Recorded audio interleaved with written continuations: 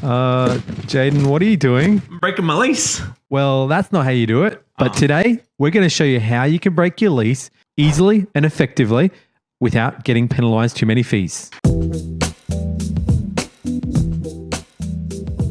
So, what does breaking a lease look like? Jaden, tell me more. Well, let's say you've bought a home and you're currently renting. You might have bought a home, you've got to settle it in say 30 days, and which is awesome. You get to move in, but you still might have 2 months to run on your lease. Why is that a problem? Well, as we know, when you sign a lease, you're usually locked into a contract for anywhere from 6 to 12 months, sometimes shorter. Breaking that lease can mean penalties. But the good news is there are a few ways to get around this and avoid paying those nasty fees and penalties and break your lease early.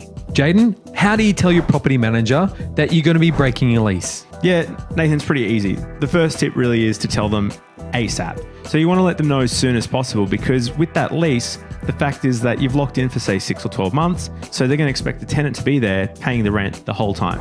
The sooner you can tell the property manager, the sooner they can start trying to find another tenant. So tell them as soon as possible. Now, do I need to do anything like give that to them in writing, formalize it, or what's it all look like? So you just go on the RTA website, in Queensland anyway, and you download the Form 13. So have a look in the link description. We've got a whole detail and actually a link to the Form 13, which you have to fill out and you shoot back to your real estate agent ASAP. So Jaden, I've told the real estate agent I'm going to be cancelling my lease. I've given them the Form 13. What are the costs now they're going to be involved with this? There are some costs. I hate to say it, but there are going to be some costs to break your lease early, because it comes back to, you had a landlord that you've been paying rent to that property and you've locked in for a contract for 6 or 12 months and they're expecting to get their rent for those 6 or 12 months. So there's 3 main costs you have when you're breaking a lease. Number 1 is reasonable reletting costs. So this is just the cost that it costs them to basically fill the tenant and get someone in there. Number 2 is reasonable advertising costs. So they've got to put it online, they've got to put it on realestate.com.au, and this can be just a few $100s. It shouldn't be too much. And number 3, the potential cost you can pay is compensation for lost rent. So in other words, if you move out, you've got to keep paying till the landlord or the property manager finds another tenant. So Jaden, what are some ways you can break your lease without penalties? Yeah, so let's go through the first one, reducing advertising costs. Now, reducing advertising costs, there's a couple of little hidden tricks and things you should know about this. If, for example, you've got a 12-month lease, if you're halfway through that lease when you want to break your term, the advertising costs are usually disclosed up front, and they might be $400 or $500, right? You can pay only proportional to what you've had of your lease. So if half your lease is done, you only need to pay half of the advertising costs that are outlined in your lease agreement. Oh, that's brilliant. So you can effectively get away with the percentage prorated of what you stayed pretty in much. The advertisement so costs. If you've been there for 80% of your lease term, you might only have 1 month left out of 6 or something like that. You only need to pay 20% left of those advertising costs. So you're saving a bit of money there on the advertising costs. Another neat way is jump on Gumtree. You'd be surprised about how many people are looking for a lease to be able to rent that you might be able to find and take over your lease. Yeah, it's really good, because that's the real secret here. If you find another tenant, you can ask the landlord to swap them over, or obviously the property manager. They've got to do their checks and consents. But this could mean that you save money and you actually don't pay anything to break your lease. It's really good.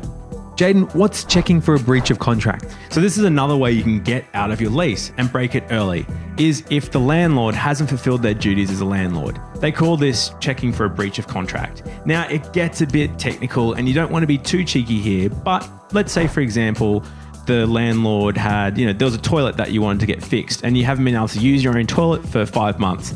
They haven't been giving you a property that's been properly maintained. And on that grounds, you could look at, confirm that they've breached the contract and actually get out of it that way. Like I said, this area is a bit tricky and it really depends on your situation.